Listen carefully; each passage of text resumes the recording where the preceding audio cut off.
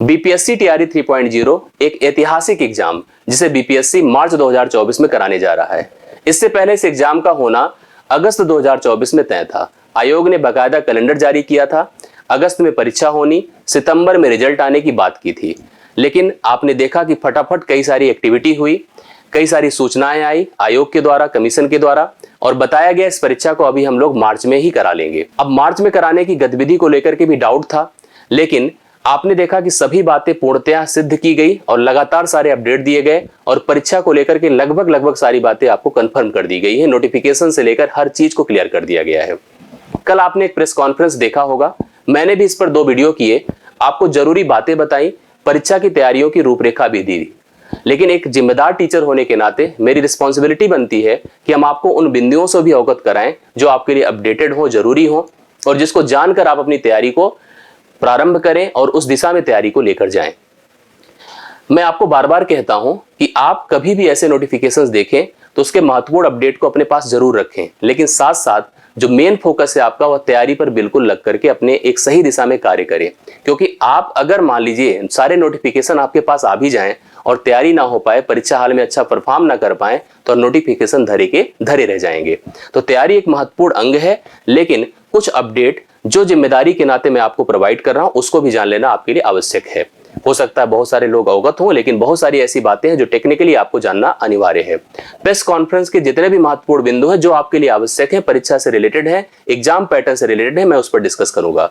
यहां पर एक मुद्दा सबसे ज्यादा गंभीर है जो कि एस्टेट का है और सीटेट अपीयरिंग का है। इनके बच्चों का बार बार यहां पर मैसेज आ रहा है कि हम लोग को मौका नहीं मिल रहा है, हमारी क्या प्रॉब्लम है, हमारी क्या गलती है। सप्लीमेंट्री रिजल्ट को लेकर के भी एक डाउट हमेशा से बना हुआ है और उस डाउट पर भी मैं यहां पर जो हमसे संभव हो पाएगा जानकारियां मैं आपको प्रोवाइड करूंगा। सबसे पहले इस प्रेस कॉन्फ्रेंस के सभी महत्वपूर्ण चीजों को आप लोग समझ लीजिएगा। एक वीडियो किया था मैंने कुछ दिन पहले जिसमें मैंने आपको कहा था और लगातार आपको अपडेट मिल भी रहे थे कि एक मांगा गया है कि रिक्तियों की सूचना सभी जिलेवार से, और सूचना आ भी गई थी। कमीशन को मंजूरी केवल कमीशन के द्वारा मिलनी थी और उसके लिए भी एक तिथि दी गई थी 10 फरवरी तक। लेकिन वहां तक अपडेट होने के बाद सबके दिमाग में चीजें आ रही थी कि 12 से 15 फरवरी तक आपको नोटिफिकेशन देखने को मिलेगा। लेकिन अभी एकदम कंफर्म हो गया कि नोटिफिकेशन क्या, सीधा सीधा फॉर्म भराने की बात की गई है और वह 10 फरवरी से लेकर 23 फरवरी तक फॉर्म भराने की बात की गई है नोटिफिकेशन को लेकर के फाइनल अपडेट। ठीक है, बात एग्जाम की होती है तो एग्जाम भी तय हो चुका कि 7 मार्च से 17 मार्च तक आपका एग्जाम कराया जाएगा। मतलब एग्जाम को लेकर के भी ये था कि 10 के बाद ही होगा, तो 10 के बाद क्या, 10 से पहले 7 से ही प्रारंभ है और 17 मार्च तक फाइनल एग्जाम हो गया। रिजल्ट भी आपको तुरंत 7, मतलब यहां पर 17 को आप पेपर देंगे, तुरंत 24 या 22 मार्च से 24 मार्च तक आपको जो है रिजल्ट भी इसका प्राप्त हो जाएगा। मतलब एग्जाम को लेकर के फटाफट सारे अपडेट्स हैं। तो एक अपडेट और जान लीजिए कि ज्वाइनिंग भी आपको बहुत ही शीघ्र ही मिल जाएगी। मतलब ऐसी परीक्षा सच में एक उदाहरण होगी आपके जीवन में, जब कभी आप आगे जाएंगे तो याद करेंगे कि सच में एक परीक्षा हुई जो 1 महीने के अंदर एग्जाम हुआ और 1 से 1.5 महीने के अंदर सरकारी नौकरी दी, जहां पर इतना बड़ा अकाल पड़ा हुआ है। खास करके उत्तर प्रदेश में आप देख रहे हैं, आप लोग भोग रहे हैं, झेल रहे हैं। उत्तर प्रदेश में पिछले कई सालों से वैकेंसी का, यहाँ पर वैकेंसी को लेकर कोई चर्चा ही नहीं, कोई बात ही नहीं है। वहां पर लगातार आपको वैकेंसीज मिल रही है, लगातार पद मिल रहे हैं और साथ साथ परीक्षाएं भी हो रही है। ये अलग बात है कि बहुतों को यहाँ पर अपीयरिंग होने की वजह से मौका नहीं मिला, कुछ लोग को कई बार मौका मिला, कुछ लोग को नहीं मिल रहा है। तो इन सब बातों को लेकर के एक डाउट बना है, ये झंझावात है, दिमाग में अवसाद है। लेकिन सच में जो अपीयरिंग होंगे, जो अप्लाई कर सकेंगे, जो यहाँ पर एलिजिबल होंगे, उनके लिए सुनहरा अवसर है। हाँ, यहाँ पर उनके मन से भी डाउट निकाला गया जो अभी अपीयर इसमें नहीं कर पा रहे, जिस परीक्षा में पार्टिसिपेट नहीं कर पा रहे हैं, उनको लेकर कंफर्म किया गया कि भाई आपको परेशान होने की जरूरत नहीं है। हमने अगस्त बोला था तो हम अगस्त में फिर से पेपर कराएंगे। मतलब चौथे फेज का पेपर होगा और 4.0 की भी बात कंफर्म हो गई है। अभी से तय हो गया कि 4.0 अर्थात चौथे फेज का होगा और लगभग 1 लाख पदों पर फिर से नियुक्ति कराई जाएगी। और इस टीआरई 3.0 को लेकर के क्या बोला गया है, जहां से सप्लीमेंट्री का भी कंफर्मेशन आप समझ लीजिएगा। सप्लीमेंट्री को लेकर के उनका साफ साफ कहना है कि जो टीआरई 3.0 है इसको आप न्यू वैकेंसी, न्यू विज्ञप्ति ना मानिए। साल की विज्ञप्ति आपको अगस्त की ही मानकर चलना होगा, जो हमने पहले से कैलेंडर में कहा था। क्योंकि कैलेंडर को लेकर के एक डाउट सबके मन में आया और पूछा गया उनसे कि भाई क्यों कैलेंडर की बात छूटी है, तो उनका कहना नहीं, कैलेंडर में हम फिर से आपको अगस्त में पेपर कराने जा रहे हैं और अगस्त में हम फिर से विज्ञप्ति देंगे, फिर से नोटिफिकेशन देंगे। यह परीक्षा जो टीआरई 3.0 है, इस परीक्षा को आप पूरक परीक्षा ही समझें। ठीक है, लीजिए सप्लीमेंट्री का विवाद खत्म, पूरक परीक्षा ही समझें। मानकर चले। तो मतलब एक प्रकार से इसको तय कर दिया गया कि इसके आप सप्लीमेंट्री एग्जाम ही मानकर चलो। और इतने पदों पर सप्लीमेंट्री एग्जाम, ये भी बड़ा सा क्वेश्चन मार्क है। लगभग 70,000 पदों पर यह परीक्षा आपकी होने जा रही है, जो कंफर्म हो जाएगी जब आपको नोटिफिकेशन प्राप्त होगा। 70,000 प्लस वैकेंसीज यहाँ पर आपको तैयारी 3.0 में देखने को मिलेगी। मेरे हिसाब से अब आपको इतनी बातें तो अपडेट हो ही गई हैं। अब आपको जान लेना चाहिए एग्जाम का नेचर क्या है, पैटर्न क्या है। तब मैं लास्ट में आपको बताता हूं कि सीटेट और एस्टेट को लेकर क्या अपडेट हो सकता है, क्या बातें हो सकती हैं। तो सबसे पहले एग्जाम पैटर्न को आप समझिएगा। एग्जाम पैटर्न में सबसे पहला अपडेट है नेगेटिव मार्किंग नहीं होगी। ये पहला अपडेट है। यहां पर एग्जाम लेवल को भी लेकर के सवाल किए गए हैं। एग्जाम का जो लेवल है, लेवल को दोनों नजरिए से पॉइंट किया गया है, बताया गया है। एक तो हार्ड भी बताया गया, इजी भी बताया गया है। ठीक है, दोनों बातें बताई गई। आपने अगर कॉन्फ्रेंस को देखा होगा, हार्ड भी है और इजी भी है। मैं इसको कंफर्म करता हूं कैसे हार्ड है कैसे इजी है। उन्होंने कहा जो सब्जेक्ट्स कंसर्न होंगे उसका पेपर हाई रहेगा, मतलब उसका लेवल ठीक ठाक रहेगा, मतलब स्टैंडर्ड रहेगा। वैसे भी बीपीएससी पेपर कराता है तो स्टैंडर्ड ही पेपर कराता है, लेकिन अगर उन्होंने कहा हाई है तो हाई ही रहेगा। बात जब आती इजी की, तो इजी क्या है? इजी का मतलब यह है कि जो उनके अलग अलग विद्यालय वर्ग है, जैसे कि 6 to 8 है, 9 to 10 है, 11 to 12 है, इनमें जो सब्जेक्ट कंसर्न है, मतलब उनका कहना है कि हम जो, क्योंकि आपको पता है कि पार्ट वाइज एग्जाम होता है, पार्ट 1 होता है लैंग्वेज, पार्ट 2 आपका जीएस जहां पर अरिथमेटिक्स भी होती है, रीजनिंग भी होती है, इंडियन नेशनल मूवमेंट है, ज्योग्राफी ईवीएस है, ठीक है, जीए है, जनरल साइंस है, मतलब पूरा का पूरा जीएस है और लैंग्वेज है।